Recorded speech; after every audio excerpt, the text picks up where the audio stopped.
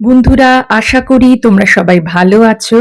আমি মঞ্জুশ্রী, আমি তোমাদের সঙ্গে শেয়ার করতে চাই আমার চিরকালের ফেভারিট একটা মান্না দের গান 'ভৈরব রাগের' ওপর। শুনে নিন ডক্টর শান্তনু গাঙ্গুলির কণ্ঠে।